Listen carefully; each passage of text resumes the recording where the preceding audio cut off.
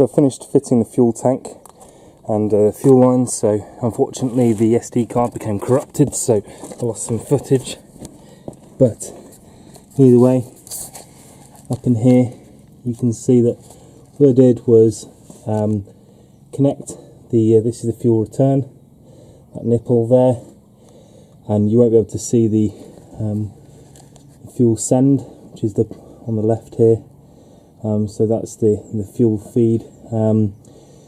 So that was connected as well, that AN6 90 degree bend, and then I just basically placed it on this hook, which you probably won't really be able to see much of. Anyway, there's a hook at the front there, so you get that on there first, and then these straps go along here. I'll just show you what the bolts look like, because I had a little bit of issue with the bolts in the fact that this isn't an OEM tank. So if I just show you in here, these are the bolts, and you see here that's the fuel tank itself. I had to bend up with some grips just there on that edge so that I could actually get these bolts in. It was a bit of a struggle, but managed to get it all up in there, and obviously route those pipes inside the car. So if I show you that,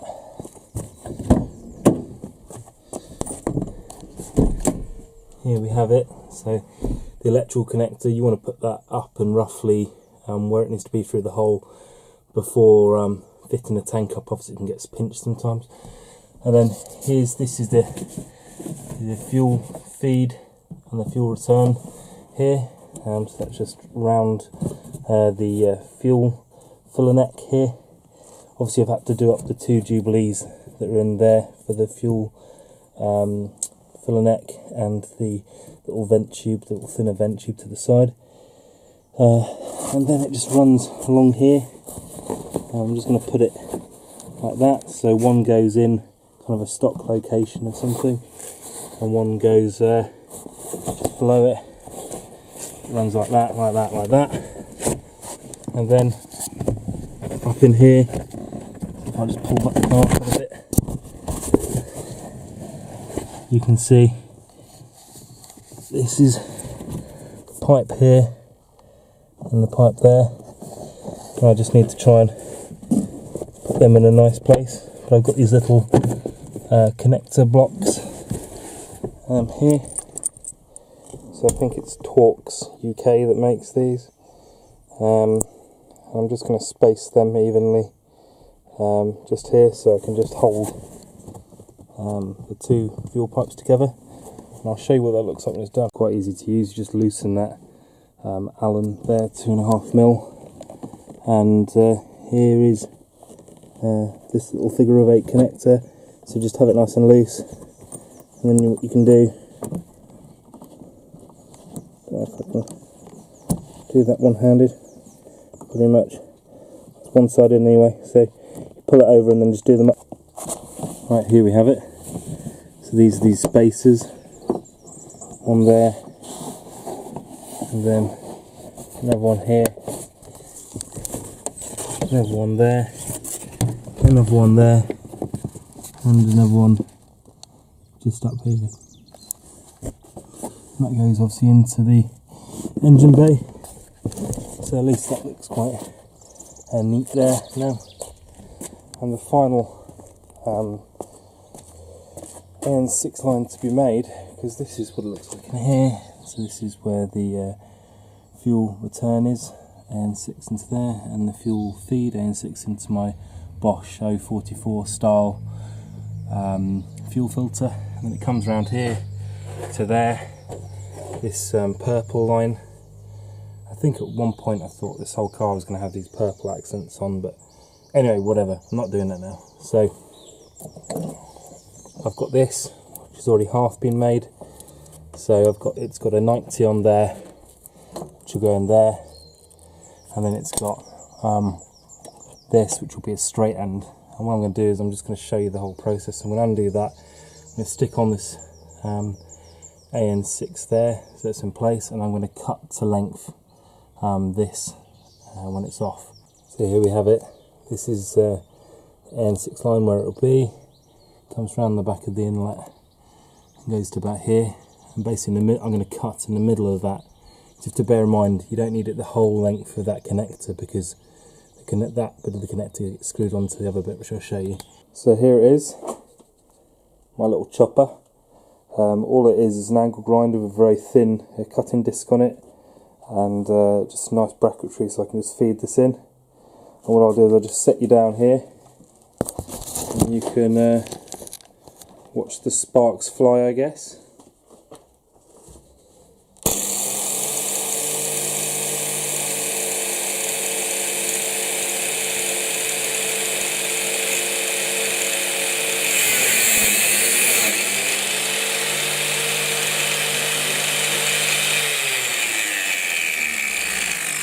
Obviously I'm wearing some PPE here, so make sure you do the same. And gloves. First thing I'm going to do is clean any crap out at the end. So here I've got just a cotton bud. I'm just going to flick the cack out of there. Obviously this is after the filter, so the next stop is the injectors, so I don't really want any bits of shavings of crap in there. Make sure the fluff's not in there as well. So then we can just take off this tape. So that's it,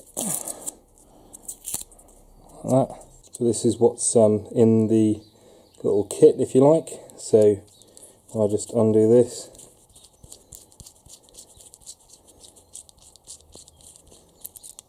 This bit here goes on the pipe first, then this bit goes on the end which you just splayed out a bit, and then this goes on afterwards and fits to your AN6 connector. First step is get this on.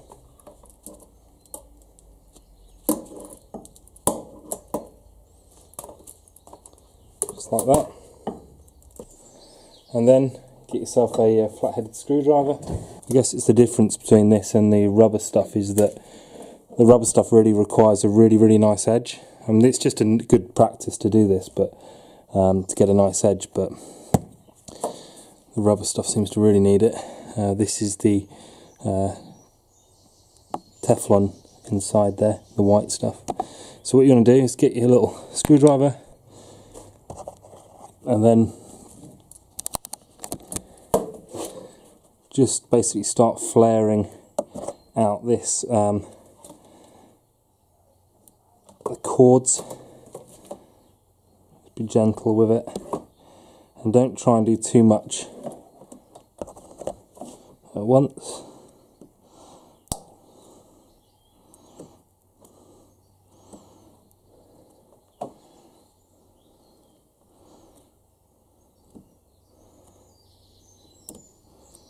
Kind of get the idea. I'm just shoving it in there, just splaying it back a bit. And then I'll just show you, this is pretty much the end game. I think I'm pretty much there. You only need enough so that you can get this little bit on here, and you see it's got a little kind of back shelf at the end, and that's what you'll want to be the whole way home. So you just put that there like that, and you see that's why you need that space in there. You can just use a metal object. I've got, I don't know, the end of this bench or something would be good, or just put some stuff on it so it doesn't get marked. Nearly there. You just want to make sure that you're the whole way home around the edge of this pipe. Just check that with my eye. Yeah, I'm the whole way home now. I'll just show you what I'm looking for. So making sure there's no gap between the edges of that, and that's pretty good. The good news as well is don't be too hung up on if there's any like not perfect bit of the nylon there, because basically the next step is pushing this connector through there, so that just kind of cleans up any end, so you won't suffer from that. So I'm pretty happy with that. And then next I can just get my 3-in-1 and just put a little bit of lubrication on here, on the threads, and on there. You don't need too much. I'm not putting any more on now, I'm just using the nozzle to kind of spread it around a bit. Right. And the real benefit of these is, with the other AN6 lines I've used before, I've had to buy some, like, I don't know, the cool tools. You can use a vise and whatever as well, but you put the end in here and it splits in half and do all that business. And you probably saw that on the video that I was using the rubber lines for. But this, you don't really need to do that for. So all we need to do now is pull this up. Set that down. Pull this up past the sheathing. Ooh. So that's in place. Won't go any further. And then get your connector and just, there you go. You see, it kind of goes the whole way home like that. And this is one of the reasons why you put that, why you put the oil on. Then you can begin to wind it home. So I'm basically just wiping off oil so I can get a better grip on it. Okay. Push it the whole way home.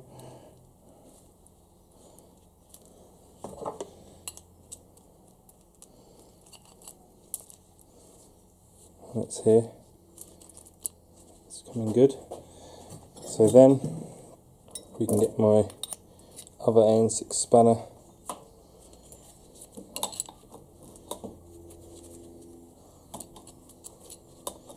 and just start to wind it in.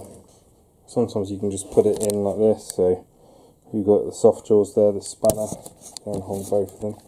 If you're lazy like me, and just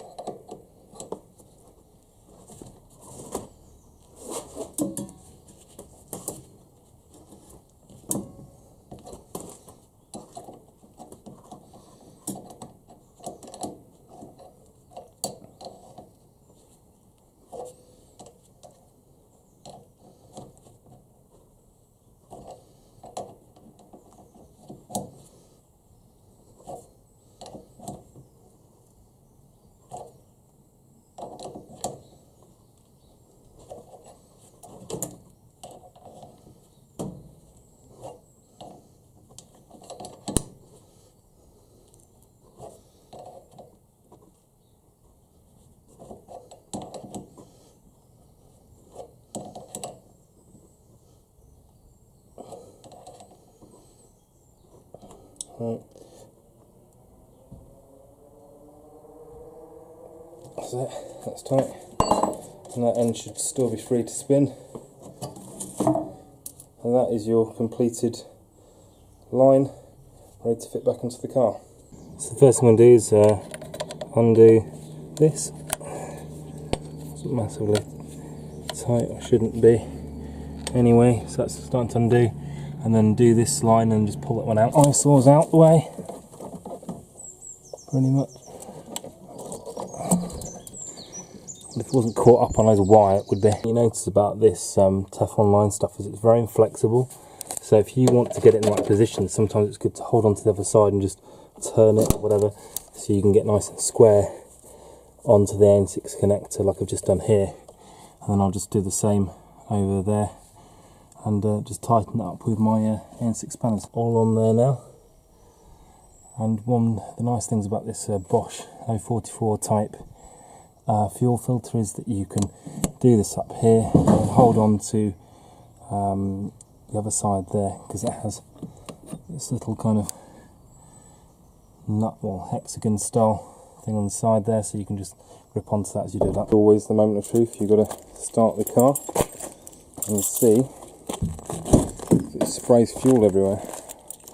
Or not. There we go.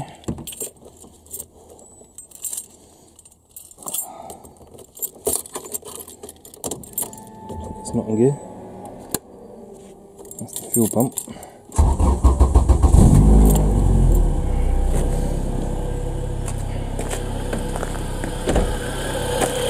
How are we looking? Right to me. All good. So,